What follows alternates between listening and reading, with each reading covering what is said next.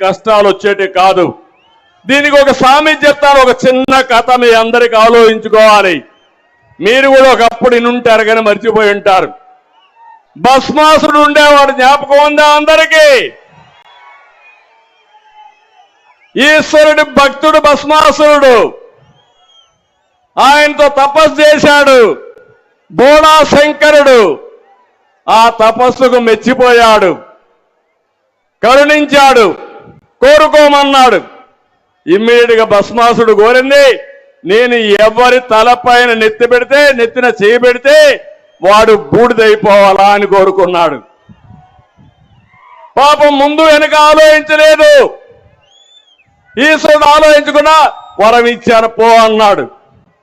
అక్కడి నుంచి ప్రారంభమైన కష్టాలు. తనకు వరం ఇచ్చిన భస్మాసురుడు, ఎవరైతే భస్మాసురుడు ఉన్నాడో శంకరుడి మీదనే చేయి పెట్టబోయాడు, ఆయన నెత్తినే చేయి పెట్టబోయాడు. శంకరుడికి దిక్కుదేల పాపం. ఏం చేయాలో ఆలోచించాడు, ఎక్కడెక్కడో దాక్కున్నాడు. కడాన పోయి విష్ణువు దగ్గరికి పోయి తప్పైపోయింది, నేను వరం ఇచ్చాను, వాడు నానెత్తినే చేయబెడుతున్నాడు, కాపాడు మహోప్రభు అంటే అప్పుడు ఆయన మీరు చూస్తే విష్ణుమూర్తి మోహిని అవతారంలో వచ్చి ఈ భస్మాసురుణ్ణి మోసగించి కూడా అంటే మరిపరించి తర్వాత ఆయన చెయ్యి ఆయన ఎత్తినే పెట్టుకున్నాడు. ఆ దెబ్బతో ఏమయ్యాడు? భస్మం అయిపోయాడు, బూడిదైపోయాడు. ఇప్పుడు ఇక్కడ ఏం జరిగిందంటే, మీ దగ్గరకు వచ్చాడా? ముద్దులు పెట్టాడా? ఒక్కసారి అన్నాడా? మురిసిపోయారా మీరందరూ? ఓటేశారా లేదా? ఇప్పుడు అందరూ నెత్తిన చేయి పెట్టాడా లేదా అని మిమ్మల్ని అడుగుతున్నా. అందరికీ కష్టాలు వచ్చాయా లేదా మీరే చెప్పండి. ప్రతి ఇంటికి, ప్రతి ఊరికి, ప్రతి ప్రాంతాన్ని నాశనం చేసిన చరిత్ర ఈ యొక్క సైకో జగన్మోహన్ రెడ్డి. జగన్కు తెలిసింది రద్దులు, గుద్దులు, బొక్కుడు, నొక్కుడు, కూల్చివేతలు, దాడులు, కేసులు తప్ప ఇంకేమీ తెలియని వాడు.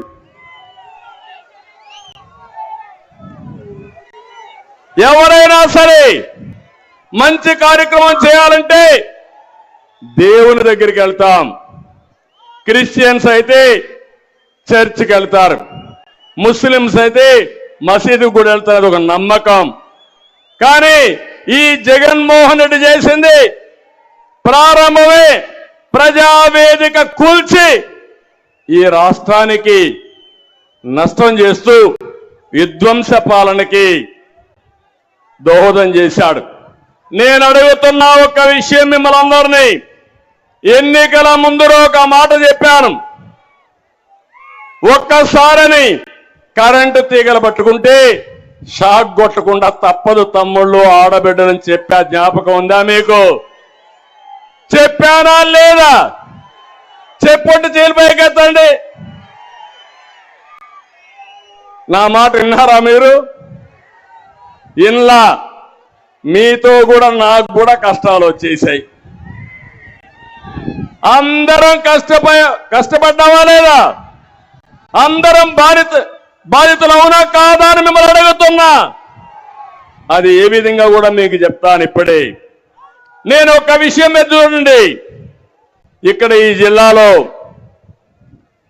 365 కోట్లతో జైన్ ఇరిగేషన్కి నేను శ్రీకారం చుట్టాను.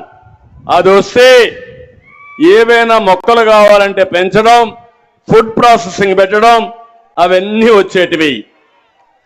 దాంతో అతను వస్తానే దాన్ని తరివేశాడు. ఇంకో పక్కన నందికొట్కూరులో 650 కోట్ల రూపాయలతో మెగా సీడ్ పార్క్ ఎస్టాబ్లిష్ చేశాను. అది కాని వచ్చుంటే ఈ కర్నూలు జిల్లా ప్రతి రైతు విత్తనాలు పండించేవారు, ప్రాసెసింగ్ అయ్యేది. ప్రపంచానికి మొత్తం విత్తన సరఫరా కేంద్రంగా ఈ నంద్యాల జిల్లా ఉండేది. దాన్ని పుణ్యం కట్టుకున్నాడు. ఇంకో పక్క మీరు చూస్తూ ఉంటే ఎమ్మిగనూరులో టెక్స్టైల్ పార్క్ కోసం నేను ఆ రోజు